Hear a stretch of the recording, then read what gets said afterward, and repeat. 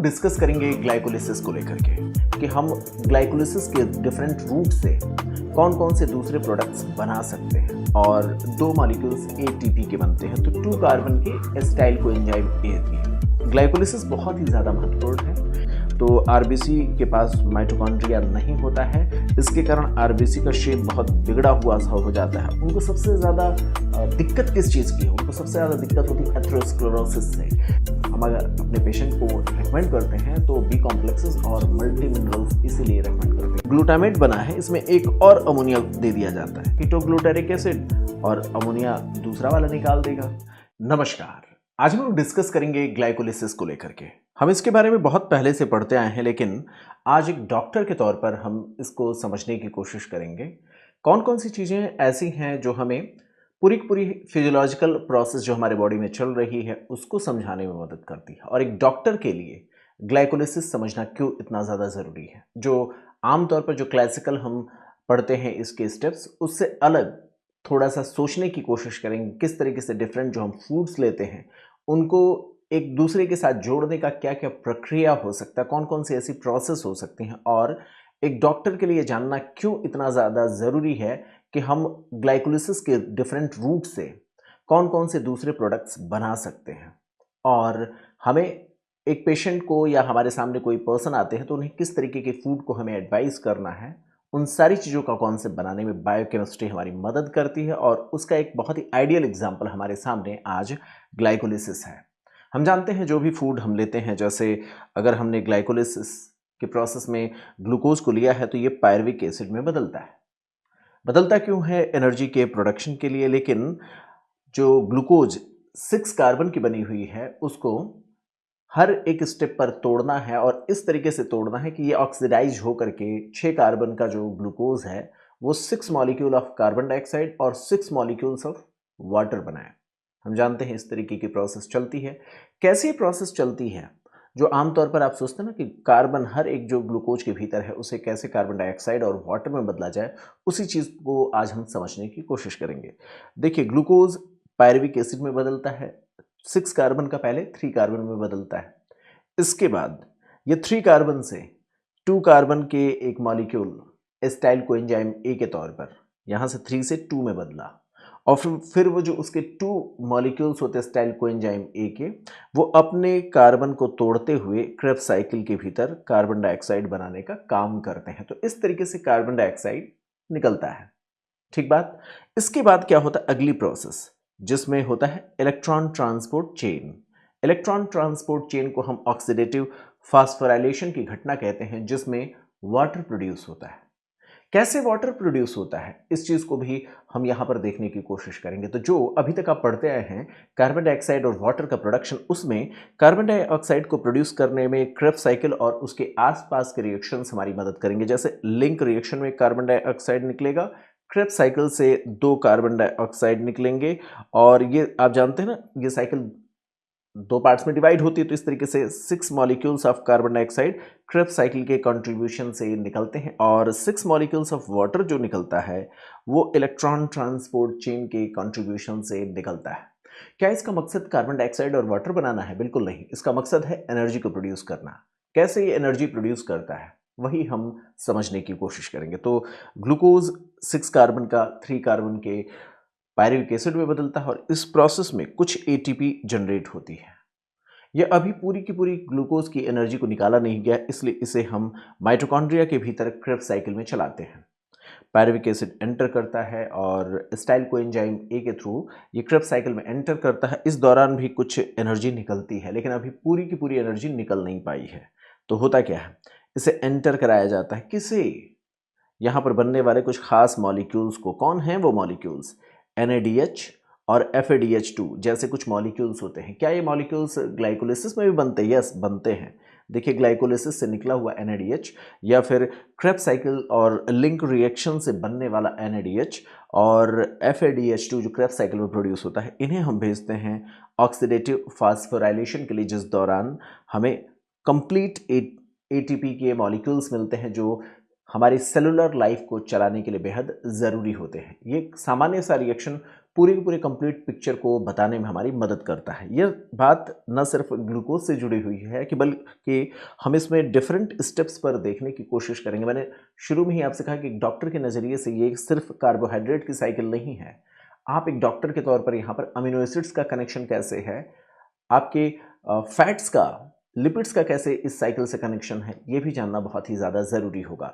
तो आप देखें, ग्लूकोज की मेटाबॉलिज्म और ग्लाइकोलिसिस की ये प्रोसेस, जिसमें हम समय समय पर आपको बताते रहेंगे कैसे ये प्रोसेस चलती है और इसका इंपॉर्टेंस क्या होगा। ठीक है, तो हम यहाँ पर देखने की कोशिश करेंगे। 6 कार्बन का जो कार्बन मॉलिक्यूल है ग्लाइकोलिसिस में एंटर किया और इसने पहले स्टेज में पहला स्टेज सभी सब्सटेंसेस के लिए होता है, जिसमें पायरुविक एसिड के 2 मॉलिक्यूल NADH के और 2 मॉलिक्यूल्स ATP के बनते हैं। तो 2-2-2 का आप रूल ऐसे याद कर लें। ये जो 2 है ATP वो नेट प्रोडक्शन है। एक्चुअल में यहाँ टोटल 4 कार्बन, ठीक है, 4 ATP का जनरेशन होता है, जिसमें से 2 ATP यूटिलाइज हो जाती है, इसलिए हम कहते हैं 2 ATP का नेट बेनिफिट होता है। ये पहला स्टेज है हर तरीके के सबस्ट्रेट का। यूँ कह लें कि इसको आप यहाँ से हटा देते हैं, तो सिर्फ इतना याद रखें, ये पहला स्टेज है जिसमें ग्लाइकोलिसिस होता है हर तरीके के कार्बोहाइड्रेट के सबस्ट्रेट का। अब आपको पता है कि ग्लाइकोलिसिस के रिजल्ट्स में आपको क्या मिला, पायरुविक एसिड जैसे मॉलिक्यूल्स, कुछ NADH और कुछ ATP के मॉलिक्यूल्स। आपको पता होना चाहिए यह जो ग्लाइकोलिसिस है ये आगे कहाँ जाएगी, क्रेब्स साइकिल में जाएगी। लेकिन क्या होगा अगर ऑक्सीजन की अवेलेबिलिटी नहीं है तो ये क्रेब्स साइकिल में ना जा करके कुछ अल्टरनेटिव पाथवे का इस्तेमाल करेगी, जैसे मसल्स में क्या होगा, लैक्टिक एसिड का प्रोडक्शन होता है। कब, अगर हमारे पास ऑक्सीजन की कमी हो रही है। इसी तरीके से बैक्टीरिया के लिए, तो बैक्टीरिया जिसके पास ऑक्सीजन की कभी यूटिलाइजेशन की आदत ही नहीं है, ये एक एडिशनल पॉइंट मैं आपको बता रहा हूँ कि बैक्टीरिया को तो कभी ऑक्सीजन की यूटिलाइजेशन की आदत ही नहीं है, तो वो क्या करता है, एल्कोहलिक फर्मेंटेशन करके यहीं पर रुक जाता है, वो एल्कोहल बनाता है ना, ये चीज़ हम जानते हैं। और ये जो प्रक्रिया है जिसके बारे में हमने देखा और इसके आगे के फेट के बारे में बात किया, तो क्रेब्स साइकिल हो सकता है या फिर मसल्स के भीतर लैक्टिक एसिड का प्रोडक्शन हो सकता है। ओवरऑल देखा जाए तो जब ये क्रेब्स साइकिल से मिलेगा, हमारा तो टारगेट यही है, तो हमारे पास जब ये 6 कार्बन का ग्लूकोज 3 कार्बन के पायरुविक एसिड से आगे बढ़ेगा, तो यहाँ पर होती है इसकी मुलाकात बनने की प्रोसेस 2 कार्बन के एसिटाइल कोएंजाइम A की। हम इस पर आगे डिटेल में बात करेंगे, अभी सिर्फ और सिर्फ स्केलेटन पर बात कर रहे हैं, इसलिए हम ज़्यादा डिटेल में नहीं जा रहे हैं। तो 6 कार्बन से 3 कार्बन, 3 कार्बन से 2 कार्बन, यहाँ कार्बन डाइऑक्साइड निकला।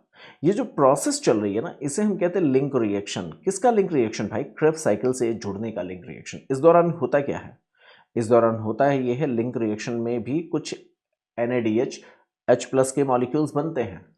और इसी तरीके से यहाँ पर हमने ग्लाइकोलिसिस के दौरान पूरी बात अभी डिस्कस नहीं की है, वहाँ से भी हमें NADH H+ मिल जाते हैं, जिनको आगे अभी उसके भीतर एनर्जी भरी हुई है, जिसको हम ATP के करेंसी में कन्वर्ट कर सकते हैं। ठीक बात। तो यहाँ पर हमने देखा ये आया ग्लाइकोलिसिस से, ये आया लिंक रिएक्शन से, जिसके बारे में आपको पता होगा। और इसके बाद हम इसे एंटर करा देते हैं क्रेब्स साइकिल के भीतर, जहाँ से 6 मॉलिक्यूल्स ऑफ NADH और 2 molecules of FADH2 Krebs cycle में मिल जाता है। ये पूरी की पूरी प्रक्रिया जो NADH और FADH2 के बनने की है, NADH H+ और FADH2 के जो बनने की प्रोसेस है, ये यूटिलाइज हो सकता है सिर्फ और सिर्फ माइटोकॉन्ड्रिया के भीतर, और वो भी इनर माइटोकॉन्ड्रियल मेम्ब्रेन में, जहाँ पर इलेक्ट्रॉन ट्रांसपोर्ट चेन के द्वारा हम इससे ATP जनरेट कर सकते हैं। ठीक बात है। तो ये है इसका भविष्य। आपको पता होना चाहिए, जैसे मैंने आपसे कहा नेट गेन ATP का ग्लाइकोलिसिस में कितना होता है, 2। अगर ऑक्सीडेटिव फास्फोराइलेशन की प्रोसेस ना चले, ये प्रोसेस ना चल रही हो, तो नेट गेन कितने का होगा, नेट गेन कितने का होगा अगर ये प्रोसेस नहीं चलेगी, तो ग्लाइकोलिसिस से सिर्फ 2 ATP का। ऐसे ही एक सवाल ये भी पूछा जा सकता है, क्रेब्स साइकिल से सबस्ट्रेट लेवल फास्फोराइलेशन से कितने ATP तैयार होते हैं, 2 ATP। जो डायरेक्ट ATP तैयार होता है उसे हम सबस्ट्रेट लेवल फास्फोराइलेशन के द्वारा बनने वाले ATP के मॉलिक्यूल्स कहते हैं।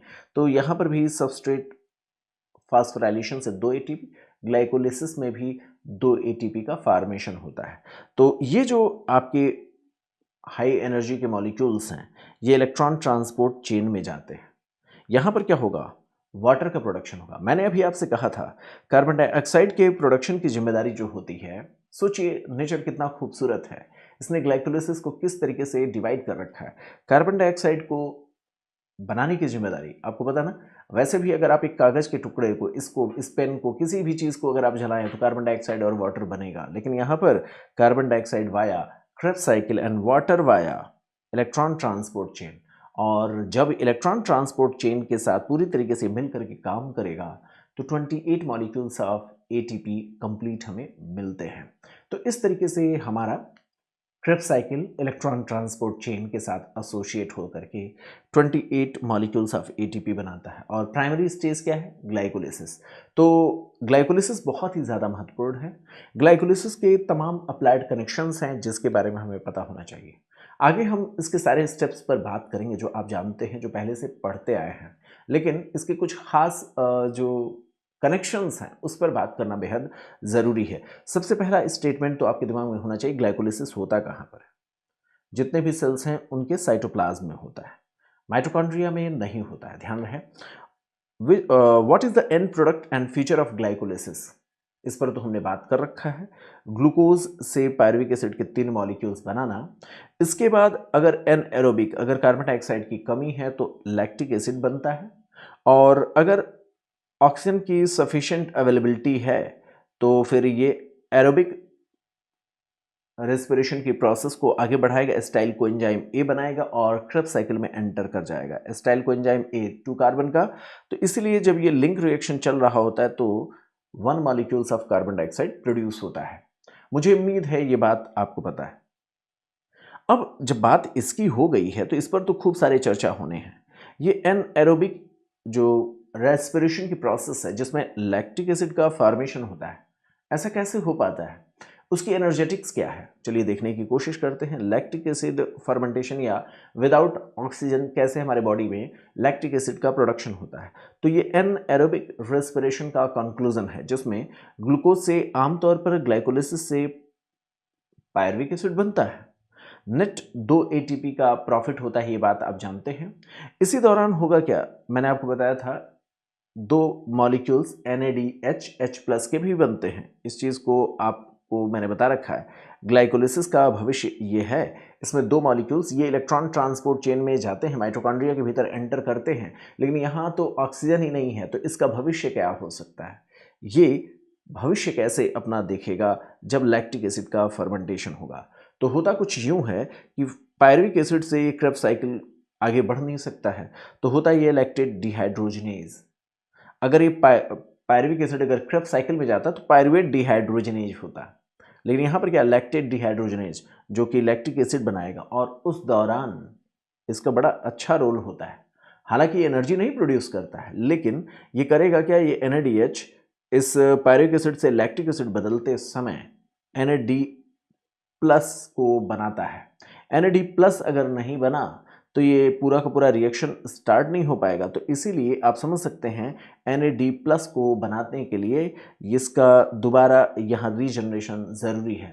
हालांकि इस प्रोसेस में एनर्जी नहीं मिल रही है, ये प्रॉपर ऑक्सीजन से यूटिलाइज किया जाता तो ये बहुत अच्छा ATP बना सकता था, 5 मॉलिक्यूल्स ऑफ ATP बना सकता था। एक NADH+ 2.5 ATP बनाते हैं, लेकिन यहाँ पर ये बिल्कुल नहीं यूटिलाइज हो रहा है। लेकिन ये ग्लाइकोलिसिस को लगातार चलाता रहेगा ताकि हमें जो मिल सकता है वो मिल जाए।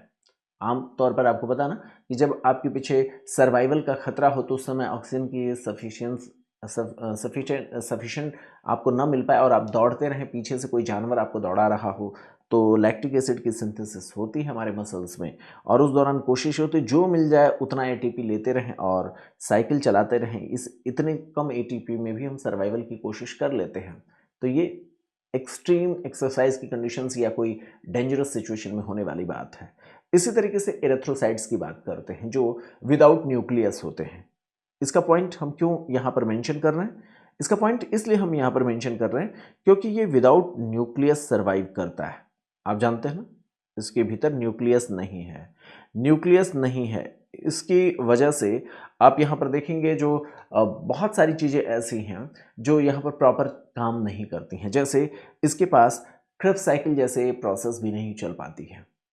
यहाँ पर मैक्सिमम उसका यूटिलाइजेशन हीमोग्लोबिन के मॉलिक्यूल्स रखने का होता है। तो यहाँ पर एनएरोबिक ग्लाइकोलिसिस ही एकमात्र रेस्पिरेशन का रूट होता है, एटीपी के प्रोडक्शन का रूट होता है। इसका एकमात्र काम यही है। अगर ग्लाइकोलिसिस के एंजाइम्स डिफेक्टिव हो जाएं तो हीमोलिसिस हो सकता है। जैसा कि आप देखेंगे पायरुवेट काइनेज जो सबसे लास्ट स्टेप है ग्लाइकोलिसिस का, उस ऐसे मामलों में जब पायरुवेट काइनेज की डिफिशियंसी हो जाए, जो सबसे लास्ट स्टेप है, तो सही तरीके से ग्लाइकोलिसिस नहीं हो पाती है। सही तरीके से एरिथ्रोसाइट्स में उस समय ग्लाइकोलिसिस नहीं हो पाती है। तो होता क्या है, आरबीसी को अपनी स्ट्रक्चर को मेंटेन करने के लिए जो सोडियम पोटेशियम पंप चलाना चाहिए वो नहीं चल पाता है। आपको पता है ना, हर एक सेल के मेम्ब्रेन पर सोडियम पोटेशियम पंप काम करता है। क्यों काम करता है भाई? वो काम इसलिए करता है ताकि मेम्ब्रेन के पोलराइज्ड स्टेट को बनाए रखा जा सके। ये बात हम कहाँ पढ़ रखे हैं? हम नर्व मसल फिजियोलॉजी में पढ़ चुके हैं। तो हमें पता है कि वहाँ पर पोलराइज्ड स्टेट में रहेगा तभी सिग्नल को वो एक्सेप्ट कर पाएगा। उसके लिए बहुत सारी हमारी एटीपी की आवश्यकता होती है, सोडियम पोटेशियम पंप वहाँ पर चलते रहना चाहिए। लेकिन अगर सोडियम पोटेशियम पंप चलाना है तो एटीपी की एनर्जी चाहिए, जो कि आपके पास है नहीं। तो होगा क्या? होगा ये कि ग्लाइकोलिटिक एंजाइम्स जो है एटीपी को बनाएंगे नहीं, तो जो आरबीसी की मेम्ब्रेन है वो अपने इंटीग्रिटी को मेंटेन नहीं कर पाएगी, फूट जाएगी, जिसके कारण पूरा पूरा आरबीसी ही टूट जाएगा, हिमोलिसिस हो जाएगा। तो आरबीसी के पास माइटोकॉन्ड्रिया नहीं होता है, वो सिर्फ और सिर्फ ग्लाइकोलिसिस पर ही भरोसा करता है एटीपी के लिए। और उस एटीपी का इस्तेमाल मैक्सिमम क्या होता है, इसको अपने मेम्ब्रेन की इंटीग्रिटी को मेंटेन करने के लिए आरबीसी का सोडियम पोटेशियम पंप चलते रहना चाहिए। और वो बहुत सारे मेम्ब्रेन की इंटीग्रिटी उसके पोलराइज स्टेट में रहने के लिए, उसके बाइकॉन्केव शेप को मेंटेन करने के लिए। लेकिन अगर ये नहीं रहा, सेल फूट जाएगा, आरबीसी हिमोलाइज्ड हो जाएंगे। तो आप देख सकते हैं पायरुवेट काइनेज जो लास्ट एंजाइम है, इसको अगर मैं यहाँ पर थोड़ा सा बेहतर तरीके से मेंशन करूँ तो आप इस चीज़ को बहुत अच्छे से देख पाएंगे कि लास्ट एंजाइम जो ग्लाइकोलिसिस का है, पायरुवेट काइनेज, अगर उसकी डिफिशियंसी हो जाए तो एटीपी का प्रोडक्शन नहीं हो पाता है।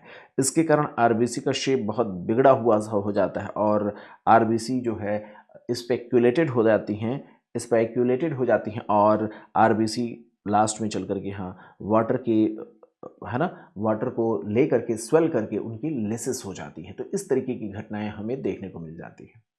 ऐसे ही एक और बात मैं आपको बताता हूं कार्डियक मसल्स को लेकर के, जहां हम देख रहे हैं आरबीसी सिर्फ और सिर्फ ग्लाइकोलिसिस पर डिपेंड कर रहा है।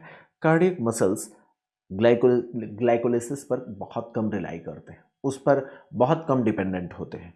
कार्डियक मसल्स की लो ग्लाइकोलिटिक एक्टिविटीज़ होती है, ये कभी भी इस्कीमिया में सर्वाइव नहीं कर पाते हैं। लेकिन सवाल ये है यहाँ पर आपके सामने कि ये लो ग्लाइकोलिटिक एक्टिविटीज़ क्यों रखता है। इस बात को समझने के लिए आप एक कनेक्शन बनाने की कोशिश करिए अपने दिमाग में। आपको पता है ना, ये जो कार्डियक जो टिश्यूज़ हैं उनको सबसे ज़्यादा दिक्कत किस चीज़ की है? उनको सबसे ज़्यादा दिक्कत होती है एथेरोस्क्लेरोसिस से। यहाँ पर जो ब्लड की सर्कुलेशन है, अगर उसमें एथेरोस्क्लेरोसिस की प्रोसेस के कारण नैरोइंग हुई तो इनको न्यूट्रिएंट्स और ऑक्सीजन की सप्लाई नहीं मिल पाएगी, ये सर्वाइव नहीं कर पाएंगे। तो ये शुरू से ही अपने आप को जीने के लिए करते क्या हैं? फैटी सब्सटेंसेस का इस्तेमाल करते हैं। ये आमतौर पर ग्लूकोज पर रिलाई नहीं करते हैं, ये क्या करते हैं? ये यूटिलाइज करते हैं फैटी सब्सटेंसेस को। कौन है ये? कार्डियक मसल्स हैं, जो अपने अपने सेलुलर यूटिलाइजेशन के लिए, जैसे नहीं होता है हमारी माँ क्या करती हैं, घर का सबसे ख़राब चीज़ अपने खुद खाती हैं, बच्चों के लिए अच्छी चीज़ें देती हैं, है ना। वो चाहती हैं बच्चे स्वस्थ रहें, अपने लिए सफ़र करती हैं, वो चाहती हैं परिवार लंबे समय तक चले। वैसे ही क्या है, हमारा जीवन लंबे समय तक चले। ये कार्डियक टिश्यू जो होता है ये फैटी सब्सटेंसेस को यूटिलाइज करता है ताकि एथेरोस्क्लेरोसिस कभी ना होने पाए। एथेरोस्क्लेरोसिस हुआ, ब्रेन में स्ट्रोक, आप समझते, बाकी सारी चीज़ें, मायोकार्डियल इन्फेक्शन हमारे हार्ट में, इसी तरीके से पेरिफेरल वैस्कुलर डिजीज़, ये सारी चीज़ें हम बात करेंगे जब हम कार्डियोलॉजी में बात करेंगे। लेकिन आपको इतना समझ में आना चाहिए फैटी सब्सटेंसेस का ये यूटिलाइजेशन इसीलिए करते हैं, और यहाँ पर फैटी सब्सटेंसेस को यूटिलाइज करते समय ऑक्सीजन बहुत ज़्यादा चाहिए। इस वजह से अगर यहाँ पर ऑक्सीजन नहीं मिले तो दिक्कत होती है। ये कोशिश क्या कर रहे हैं, ध्यान से समझिए, फैटी सब्सटेंसेस को ज़्यादा ज़्यादा खाना, लेकिन उसमें एक बड़ी प्रॉब्लम ये होती है कि इनको ऑक्सीजन भी चाहिए। अगर कहीं बॉडी में ऑक्सीजन की कमी होती है तो ये बेचारे जो है अपने आप को अडॉप्टेड नहीं उतने अच्छे से कर पाते हैं, इसलिए इनमें इस्चीमिया का रिस्क उस समय होता है। तो ऐसा लगता है कि कार्डियक मसल्स को डर है कि फैटी सब्सटेंसेस से, इसलिए ये अधिक से अधिक उसको यूटिलाइज करते ताकि फ्यूचर में कभी भी एथेरोस्क्लेरोसिस का रिस्क ना रहे। इस बात को समझाने के लिए मैंने यहाँ पर हिंदी में इसे आपके सामने लिखने की कोशिश की है। चलिए, तो समस्या आप समझ गए फैटी सब्सटेंसेस को यूज़ करते दौरान। वैसे ओवरऑल देखा जाए तो मैंने आपसे कहा है कि जितनी भी चीज़ें हम खाते हैं, यहाँ हम ग्लाइकोलिसिस का अप्लाइड एस्पेक्ट पढ़ रहे हैं, उसके दाएं बाएं की चीज़ें हम समझने की कोशिश करें, क्योंकि एक डॉक्टर के तौर पर रिएक्शंस हमारा रटना काम नहीं है, हमें उसका अप्लाइड कॉन्सेप्ट समझना काम है। तो आप देखें, आमतौर पर क्या होता है, ग्लूकोज को हम यूटिलाइज करते हैं, पायरुविक एसिड में बदलते हैं पायरुवेट डिहाइड्रोजनेज एंजाइम की मदद से। इसे हम माइटोकॉन्ड्रिया में एस्टाइल को एंजाइम ए बनाने के लिए भेज देते हैं। ग्लाइकोजन हमारे पास एक बड़ा स्टोरेज रखता है, जो कि ज़रूरत पड़ने पर ग्लूकोज वाले जो पाथवे है, हालांकि थोड़ा डिफरेंट है, लेकिन फिर भी ग्लाइकोजन का भी यूटिलाइजेशन हम करके ग्लाइकोलिसिस के थ्रू हम क्रेब्स साइकिल में जाते हैं और एनर्जी प्रोड्यूस करते हैं। यहीं पर आप देखेंगे लैक्टिक एसिड जो एक्सरसाइज के दौरान मसल्स, जो हमारे स्केलेटल मसल्स हैं, वो इसे प्रोड्यूस करती हैं, वो भी आगे जा सकती हैं और एस्टाइल को एंजाइम में प्रोड्यूस करके क्रेब्स साइकिल में जा सकती हैं। अगर ऑक्सीजन की सफिशिएंट उसको सप्लाई मिलती है तो ये रिवर्स डायरेक्शन में जा करके पायरुविक एसिड बनाता है, लैक्टिक एसिड, और वापस आ सकता है।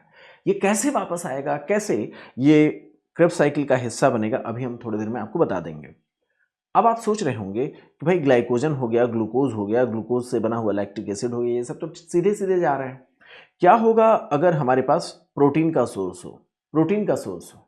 तो प्रोटीन या फैट के सब्सटेंसेस जो होते हैं ना, ये क्या होते हैं, ये ग्लाइकोलिसिस के थ्रू एंटर नहीं करते हैं। ये पीडीएच जो पायरुवेट डिहाइड्रोजनेज एंजाइम के कॉम्प्लेक्सेस हैं, उसके बाद बनने वाले एस्टाइल कोएंजाइम ए या उसके आगे के स्टेप्स में जा करके एनर्जी प्रोड्यूस करते हैं। एक डॉक्टर के तौर पर आप ये समझने की कोशिश करिए, अगर हमारे पास फैट के सब्सटेंसेस हैं या कोई प्रोटीन का अगर आपके पास सब्सटेंस है जिसको हमें यूटिलाइज करना हो, जैसे फैट का सब्सटेंस कब, जैसे कीटोन बॉडीज जब बनती हैं, है ना, जब सेल फैट का यूटिलाइजेशन करता है, ऐसे ही जब स्टारवेशन जैसी घटनाएं होती हैं तो वो क्या ऊपर से चल करके आती? नहीं, वो क्या करती हैं, ये यहाँ से आकर के मिलती हैं और उसके बाद यहाँ चल रही होती हैं। अब यहीं पर आपके दिमाग में एक सवाल होगा, ये सब्सटेंसेस क्या ग्लूकोज बनाने का काम कर सकती हैं ज़रूरत पड़ने में? क्योंकि बॉडी में बहुत सारे ऐसे काम हैं जो बिना ग्लूकोज के नहीं चल सकते, जैसे ब्रेन टिश्यू है, उसको ग्लूकोज चाहिए, तो वहाँ पर क्या ग्लूकोज के नए भंडार बनाते समय ये सब्सटेंस कैसे काम में लिए जाते हैं, इस पर मैं आगे आपको बताऊंगा। यहाँ पर हमारा ऑब्जेक्टिव बायोकेमिस्ट्री में एक इंटरेस्ट पैदा करना, और दूसरी बात ये ऑब्जेक्टिव क्वेश्चंस कैसे पूछे जाते हैं उन पर भी बात करने का। तो ये कैसे वापस जाता है, वापस जाने का क्या रास्ता हो सकता है, उस पर भी बात करेंगे, ये आपकी टारगेट में होगा। तो आप देख सकते हैं जब कीटोन बॉडीज कब बनते हैं, आपको पता ना, ये जब टाइप 1 डायबिटीज़ का कोई मामला हो जिसमें ग्लूकोज का यूटिलाइजेशन नहीं हो पा रहा है, तो फैटी सब्सटेंसेस का यूटिलाइजेशन होता है। ऐसे कोई पर्सन बहुत लंबे समय से भूख हड़ताल पर है तो इसका इस्तेमाल होता है कीटोन बॉडीज़ का, उस समय फैटी सब्सटेंसेस टूटते हैं, अमीनो एसिड्स का यूटिलाइजेशन होता है, प्रोटीन हमारी बॉडी का टूटता है। ऐसे ही कोई पर्सन अगर लंबे समय से भूख हड़ताल पर है तो आपको पता ना, सबसे पहले तो ग्लाइकोजन को यूज़ किया जाएगा, फिर फैटी सब्सटेंसेस को यूज़ किया जाएगा। वो कैसे एंटर करता है हमारे शरीर में एनर्जी बनाने के लिए, उस चीज़ को यहाँ पर हम आपके सामने डिस्कस करने की कोशिश कर रहे हैं। मुझे उम्मीद है आपको ये बात समझ में आई है और ये कैसे एक दूसरे के साथ इंटरकनेक्ट हो रहे हैं। अगर कम समझ में आया कोई बात नहीं, आगे आपको बताया जाएगा। जैसा कि मैंने आपसे कहा कि फैट के सब्सटेंसेस, फैट के सोर्सेज, प्रोटीन के सोर्सेज हों, चाहे हमारे बॉडी में ही कभी कभी प्रोटीन को भी यूटिलाइज करना पड़ सकता है। स्टारवेशन के दौरान, टाइप 1 डायबिटीज़ के दौरान हमें फैटी सब्सटेंसेस को यूटिलाइज करना पड़ सकता है, या फिर हम दिन भर तो खाते नहीं हैं तो ग्लाइकोजन का इस्तेमाल करना पड़ सकता है। तो ये कैसे एनर्जी बनाता है, इसका एक आइडिया हमने आपके सामने रखने की कोशिश की है। आपको पता है कि जो फैटी सब्सटेंसेस को यूटिलाइज करने का हमने तरीका अभी आपको बताया, वो हार्ट कार्डियक मसल्स जो होती हैं, फास्टिंग स्टेट में या डायबिटिक पेशेंट्स में भी क्या होता है, ग्लूकोज को तो यूटिलाइज कर ही नहीं पाते, ग्लूकोज हमारे सेल के भीतर एंटर नहीं करता, तो ब्लड में ही रहता, ब्लड में ग्लूकोज खूब सारा रहता, तो यूरिन के रास्ते बाहर चला जाता है। डायबिटीज़ में क्या होता है, सेल के भीतर ग्लूकोज नहीं जा पा रहा है, तो होगा क्या, सेल की मजबूरी होगी कि वो फैटी सब्सटेंसेस को यूटिलाइज करे, है ना। तो इस सारे कामों के लिए बहुत ज़्यादा एनर्जी की आवश्यकता होती है। आप समझ सकते हैं कॉम्प्लेक्स प्रोसेस एक डायबिटिक पर्सन के लिए, उस पर बाद में हम बात करेंगे। चलिए अभी स्केलेटल मसल्स के लिए बात कर रहे हैं। अगर हम बात करें तो यहाँ पर देख सकते हैं स्केलेटल मसल्स की, कार्डियक मसल्स नहीं। कार्डियक मसल्स फैटी सब्सटेंसेस पर डिपेंड रहते हैं, लेकिन जो कार्डियक मसल्स जो होता है वो फैटी सब्सटेंसेस पर डिपेंड करता है, आप देख पा रहे हैं, है ना। लेकिन अगर स्केलेटल मसल्स की बात कर रहे हैं तो उसके पास एनॉर्मस कैपेसिटी होती है ग्लाइकोलिसिस को चलाए रखने की। क्यों? क्योंकि आपको पता है हमारे बॉडी की सर्वाइवल के लिए, हमारे पीछे कोई खतरा है, हमें दौड़ते रहना है, चोर में हमारे पीछे डकैत पड़े हुए, हमारे कोई कुत्ता हमारे पीछे पड़ा, हमें भागते रहना है, तो उसमें ग्लाइकोलिसिस का लंबा यूटिलाइजेशन होता है। ये ज़रूरी नहीं कि ग्लाइकोलिसिस के प्रोडक्ट ट्रेप साइकिल में जाएं, संभव ये है कि वो, है ना, आप समझ सकते हैं, वो लैक्टिक एसिड का प्रोडक्शन करें। कैसे होता है वो सारी चीज़ों पर मैंने आपको बताया। ये सर्वाइव कर सकते हैं इस्कीमिया में भी, कैसे लैक्टिक एसिड का प्रोडक्शन करके, क्योंकि ग्लाइकोलिसिस नीचे तक चलती रहेगी, चलती जाएगी, लैक्टिक एसिड बनेंगे, हर बार रिएक्शन चलने से 2 एटीपी बनती रहेगी, और कैसे ये साइकिल चलने की गुंजाइश होती है, उन सारी चीज़ों की बात कर लिया। मैंने आपसे कहा ना कि अगर ग्लाइकोलिसिस अच्छे से नहीं चलेगा तो फटीग हो सकता है। यहाँ पर मैं एक चीज़ बायोकेमिस्ट्री में आपको समझाना चाहता हूँ, एक डॉक्टर के तौर पर मल्टी वाइटामिन्स, मल्टी मिनरल्स क्यों हम एडवाइस करते हैं? क्योंकि एंजाइमेटिक एक्टिविटीज़ में उनका रोल होता है, खासतौर पर बी कॉम्प्लेक्सेस का, है ना। बी कॉम्प्लेक्स के जो पार्टिसिपेशन है, इतना ही नहीं, हम बहुत सारे मिनरल्स का यहाँ रोल देखते हैं ना, मैग्नीशियम, आयरन, जिंक, आयंस, है ना, बॉडी में बहुत सारे मेटाबॉलिक प्रोसेस के लिए ज़रूरी होता है। तो इसलिए हमें एक हेल्दी फूड, बैलेंस फूड, और ज़रूरत पड़ने पर हम अगर अपने पेशेंट को रेकमेंड करते हैं तो बी कॉम्प्लेक्सेस और मल्टी मिनरल्स इसीलिए रेकमेंड करते हैं, क्योंकि बॉडी में जो एनर्जी के प्रोडक्शन या हमारे बॉडी में जो मल्टीपल रिएक्शंस हैं उनके बीच में इंटरकनेक्शंस बनाने में इसका बड़ा रोल होता है। चलिए देखते हैं मसल्स में क्या हुआ, ग्लूकोज से लैक्टिक एसिड बना, ज़रूरत पड़ने पर ये क्या होता है, ये लैक्टिक एसिड जाता है, और अगर इसको ज़रूरत पड़ी तो ये क्या करेगा, ये ग्लूकोनियोजेनेसिस के द्वारा ग्लूकोज बना सकता है। कहाँ पर बनेगा? ये लीवर में बनता है, ठीक है। तो ये चलता रहता है, ये ग्लूकोज वापस आ सकता है सर्कुलेशन में, मसल्स को वापस मिल सकता है। संभव है कि लीवर को अगर लगता है तो उसको ग्लाइकोजन के रूप में लीवर अपने पास स्टोर करके भी रख सकता है। ये बॉडी की कॉम्प्लेक्स प्रोसेस है जिसमें बहुत सारे एंजाइम्स, बहुत सारे वाइटामिन्स कोएंजाइम के तौर पर काम करेंगे। तो मैंने आपको क्या बताया? मैंने अभी आपको बताया कि जो मसल्स होते हैं वो लैक्टिक एसिड का इस्तेमाल करते हैं, है ना। मसल्स लैक्टिक एसिड बनाते हैं जब कभी भी उन्हें दिक्कत होती है, तो ये बात मैंने अभी आपको बताया। फिर मैंने आपको बताया कि जो आरबीसी है उसमें भी यही सेम रिएक्शंस चल रहे होते हैं, और उसमें भी लैक्टिक एसिड ही बनता है, क्योंकि उसके पास क्या नहीं है, ऑक्सीजन का यूटिलाइजेशन करने का तरीका नहीं है। एक्सरसाइजिंग मसल्स के पास ऑक्सीजन यूटिलाइज करने का तरीका तो है, लेकिन अगर ऑक्सीजन की कमी हो गई एक्सरसाइज के दौरान तो उसे लैक्टिक एसिड बनाना पड़ता है। ये बने हुए लैक्टिक एसिड जो मसल्स है, कौन सी मसल है ये? कार्डियक मसल्स है, सॉरी स्केलेटल मसल्स है। ये क्या है? आरबीसी है। ये लैक्टिक एसिड को कहाँ भेज देते हैं? लीवर में, अभी मैंने आपको बताया ना। और ये लैक्टेट पायरुवेट में, पायरुवेट के बाद ग्लूकोनियोजेनेसिस, मैंने अभी आपसे कहा था ना ग्लूकोनियोजेनेसिस। लेकिन जितना आसान आप यहाँ पर ग्लूकोनियोजेनेसिस को देख रहे हैं, दुख की बात यह है कि पायरुविक एसिड से ग्लूकोज बनाना इतना आसान नहीं है। पायरुविक एसिड से उल्टा रिएक्शन को लेकर के चल पाना इतना आसान नहीं है। हम इस पर बहुत सारे विस्तार से बातें करेंगे, बहुत डिटेल में हम आपसे चर्चा करेंगे। यहीं पर आपको मैंने आपसे कहा ना कि जब कभी भी आपको जानना हो बहुत सारे रिएक्शन, तो उसमें बी कॉम्प्लेक्सेस से रिलेटेड वाइटामिन्स का कोएंजाइम के रूप में इस्तेमाल होता है। जैसे ट्रांसएमिनेशन और डीएमिनेशन जैसे रिएक्शंस होते हैं, उनमें B6 की ज़रूरत होती है। अभी मैं इस चीज़ को दिखाने की कोशिश करूँगा। देखिए ट्रांसएमिनेशन है। अब जैसे हुआ क्या, कभी कभी क्या होता है कि अमीनो एसिड्स को इस्तेमाल किया जाता है एनर्जी के प्रोडक्शन के लिए। जैसे आपको पता है स्टारवेशन की कंडीशन में कोई पर्सन चले गया, उनको एनर्जी चाहिए जिंदा रहने के लिए, तो होता है क्या, मसल्स क्या करती हैं, अमीनो एसिड्स का इस्तेमाल करना शुरू कर देती हैं। कैसे शुरू करती हैं? वो जो अमीनो एसिड्स इस्तेमाल में आना है वो एक्चुअली में ट्रांसएमिनेशन करता है। उस ट्रांसएमिनेशन के लिए कौन सा विटामिन चाहिए? B6 चाहिए। ये B6 जो विटामिन है ये अमीनो एसिड्स को, हालांकि रिएक्शन कॉम्प्लेक्स है लेकिन मैं एक नाम आपको याद करने के लिए बता रहा हूँ कि जब कभी भी B6 का रोल आप देखें तो ट्रांसएमिनेशन के प्रोसेस आपको याद आए। ये अमीनो एसिड्स अब कीटो एसिड्स में बदल गया। इसने क्या रिलीज किया? अमोनिया। उस अमोनिया को पायरुविक एसिड ने एक्सेप्ट किया। यहाँ पर भी पायरुविक एसिड का एक रोल आप देखना, तो इसलिए मैंने कहा इंटरेस्टिंग कनेक्शंस बहुत सारे जगहों पर है। और इसके बाद पायरुविक एसिड बदल जाता है एलेनिन में। ये कब हुआ? जब अमीनो एसिड्स को यूटिलाइज करना होता है एनर्जी के लिए। और आपको पता होना चाहिए ये अल्फा कीटो एसिड जो है ये ये क्रेब्स साइकिल में चला जाएगा एनर्जी को बनाने के लिए। और ये जो एलेनिन है, जो पायरुविक एसिड के द्वारा अमोनिया एक्सेप्ट करने के बाद इसका नाम हुआ एलेनिन, ये ब्लड के थ्रू लीवर में पहुंच जाता है। लीवर में ये एलेनिन दोबारा क्या होता है, पायरुविक एसिड में बदलता है। और इस दौरान जो इसके पास अमोनिया था वो अल्फा कीटोग्लूटारिक एसिड को दे दिया जाता है। वही जो यहाँ पर था वैसा ही लीवर के पास भी होता है। लीवर को कहते हैं, बहुत सारे लोग गलत तरीके से बोलते हैं लीवर कचरा साफ करता है। कचरा क्या साफ करता है? वो हमारी बॉडी का सबसे बेहतरीन इंजीनियर है लीवर। कोई भी प्रोसेस हमारी बॉडी में अगर सही तरीके से नहीं चल रही है तो लीवर उसे सही तरीके से चलाता है। देखिए यहाँ पर क्या हुआ, एक अमोनिया लेकर के ये आए हुए हैं, उस अमोनिया को पकड़ने की जिम्मेदारी इसको दे दी जाती है। वो वापस ग्लूटामिक एसिड में बदल जाता है। मेरी बात समझ? ग्लूटामिक एसिड में बदल जाता है अल्फा कीटो ग्लूटारिक एसिड।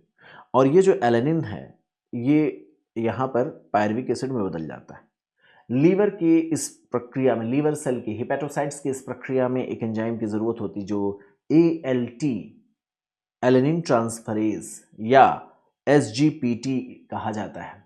ये कहाँ पर पाया जा रहा है? लीवर के सेल के भीतर पाया जा रहा है। लीवर के सेल के भीतर सेलुलर प्रोसेस में ये ALT या SGPT का रोल आप देख रहे हैं, जिसमें एलेनिन को पायरुविक एसिड में बदला जाता है। ज़रूरत पड़े तो ये पायरुविक एसिड उल्टा चलते हुए ग्लूकोज बना सकता है, जिसको हम कहते हैं ग्लूकोनियोजेनेसिस।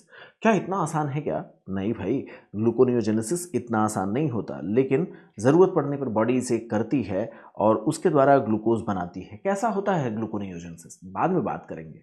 अभी सिर्फ और सिर्फ मैं आपको समझाना चाहता हूँ कि जो ग्लाइकोलिसिस का एक प्रोडक्ट है पायरुविक एसिड, उसका बहुत सारा रोल है। और एक डॉक्टर के तौर पर बिना इंटरेस्ट के आप कोई चीज़ सीख नहीं सकते हैं। ग्लूकोज वापस सेल के पास या मसल्स के पास भेजा जा सकता है। अब आप सोचेंगे ये जो अल्फा कीटोग्लूटारिक एसिड है ये तो बदल गया ग्लूटामिक एसिड में या ग्लूटामेट में, एनिक फॉर्म में ग्लूटामेट और न्यूट्रल फॉर्म में ग्लूटामिक एसिड में बदल गया। नाम वही है, ग्लूटामेट एनिक फॉर्म में बोलते हैं, ग्लूटामिक एसिड न्यूट्रल फॉर्म में हम उसका नाम रखते हैं। तो ग्लूटामेट जो बना, इसके पास है एक अमोनिया, उस अमोनिया को रिलीज किया जाएगा, जिसके लिए कहते हैं डीएमिनेशन की प्रोसेस। क्या कहते हैं? ऑक्सीडेटिव डीएमिनेशन की प्रोसेस कहते हैं। तो डीएमिनेशन की प्रोसेस में ग्लूटामेट ने क्या किया, अमोनिया को रिलीज कर दिया।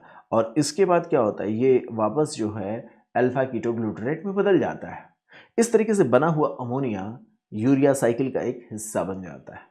ये यूरिया साइकिल क्या है, बाद में बात करेंगे। फिर पढ़ क्यों रहे हैं? पढ़ इसलिए रहे हैं ताकि हम पायरुविक एसिड का कनेक्शन दूसरे लोगों के साथ सीख सकें। बहुत इंटरेस्टिंग है बायोकेमिस्ट्री।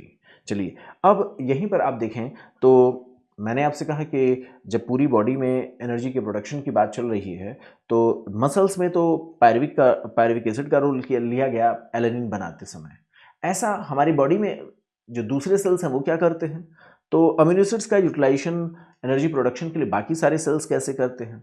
तो बाकी सारे सेल्स अमीनो एसिड्स के भीतर पड़े हुए अमोनिया को निकालते हैं, जैसे इसने निकाला, ठीक है, अमोनिया को निकाला। लेकिन वहां पर क्या था, मसल्स ने पायरुविक एसिड को दिया। यहां पर ये अल्फा कीटोग्लूटारिक एसिड को पहले राउंड में ही दे देते हैं।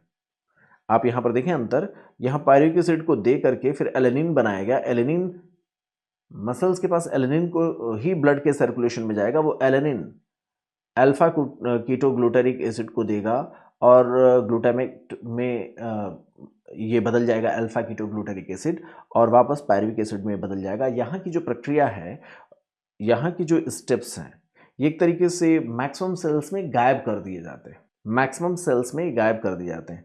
सीधे अमीनो एसिड्स और अमीनो एसिड से अल्फा कीटो एसिड्स जो बनने की प्रक्रिया है उसी दौरान पहले स्टेप में ही डायरेक्ट इससे बात करा दी जाती है। मतलब क्या, जो बीच का ये जो दलाल है इसको गायब कर दिया जाता है। अल्टीमेटली पहुंचना तो यही है ना, अमीनो एसिड्स का अमोनिया कहाँ पहुंचना है, अल्फा कीटोग्लूटारिक एसिड के पास। वो काम डायरेक्ट यहाँ पर कर दिया जाता है।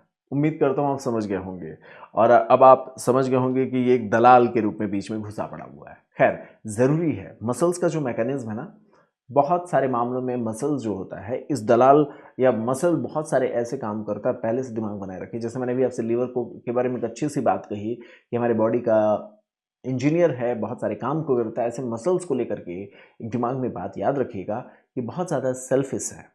ये जितने भी काम करता है मैक्सिमम कोशिश ये रहती है, अगर ये एनर्जी बना रहा है, ग्लूकोज बना रहा है, तो ये अपने पास ही यूटिलाइज करे, ये बॉडी के सर्कुलेशन में नहीं दे सकता है। जबकि लीवर इतना शानदार ऑर्गन है, वो ग्लूकोज बनाता है दूसरों के लिए, वो ग्लाइकोजन स्टोर करता है, दूसरों के लिए। जबकि मसल्स जो होती हैं ग्लाइकोजन बनाती हैं अपने लिए और किसी के लिए नहीं। तो इसीलिए इस चीज़ को याद रखिएगा, मसल थोड़ी सी बदमाश होता है, इसलिए ये नॉर्मल बॉडी के प्रोसेस की बजाय यहाँ एक दलाल रखे हुए हैं। जबकि अगर इसको हटा दिया जाए तो मैक्सिमम सेल्स अमीनो एसिड्स से निकले हुए अमोनिया को डायरेक्ट जो है अल्फा कीटोग्लूटारिक एसिड को देते हैं मैक्सिमम सेल्स। ये मसल की बात नहीं कर रहा हूँ, और वो ग्लूटामेट में बदल जाते। तो आप देखिए यही प्रोसेस पहली बार में ही, फर्स्ट टाइम में ही हो जाती है। इतना ही नहीं, यहाँ जो ग्लूटामेट बना है इसमें एक और अमोनिया दे दिया जाता है, इसको एक और अमोनिया दिया जाता है, एक और अमोनिया इसको दिया जाता है। आप यहाँ पर देखने की कोशिश करेंगे तो ये जो ग्लूटामेट तो बन ही गया, फिर ऐसे कोई और ग्लूटामेट अगर आ रहा हो, यही ग्लूटामेट आप कल्पना करें, यहाँ दोबारा इसको एक और अमोनिया दे दिया जाता है, और दोबारा एक और अमोनिया दे करके, कल्पना कर पा रहे हैं ना। मैंने आपसे क्या कहा, अधिकतर सेल्स क्या करती हैं, अधिकतर सेल्स तो कोशिश ये करती हैं कि एक ही अल्फा कीटोग्लूटारिक एसिड को दो दो अमोनिया दे दिए जाएं। कैसे? एक बार इससे बनाया ग्लूटामेट, और जो ग्लूटामेट बना हुआ उसको फिर से दोबारा एक और अमोनिया दिया जाता है, और ये बन जाता है ग्लूटामीन। क्या बन जाता है? ग्लूटामीन। ये चीज़ हम भूल जाते हैं, तो याद रखिएगा, बहुत ही इंटरेस्टिंग टॉपिक है ये। और ये ब्लड में चला जाता है, यानी मैक्सिमम जो सेल्स हैं वो अमीनो एसिड्स को एनर्जी के रूप में यूटिलाइज करते समय पायरुविक एसिड वाला कनेक्शन नहीं रखते हैं, लेकिन मसल सेल्स रखता है, इसलिए मैंने उसका जिक्र किया।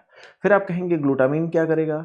ग्लूटामीन एक बार नहीं बल्कि दो दो बार जो अमोनिया होगा उसको निकालने की कोशिश करेगा। एक बार निकालेगा तो ग्लूटामेट बनाएगा, है ना। और देखिए ना, एक अमोनिया निकाला तो ग्लूटामेट में बदला, ग्लूटामेट से फिर अगले स्टेप में बढ़ेगा, ग्लूटामेट से आगे बढ़ेगा तो अल्फा कीटोग्लूटारिक एसिड, और अमोनिया दूसरा वाला निकाल देगा।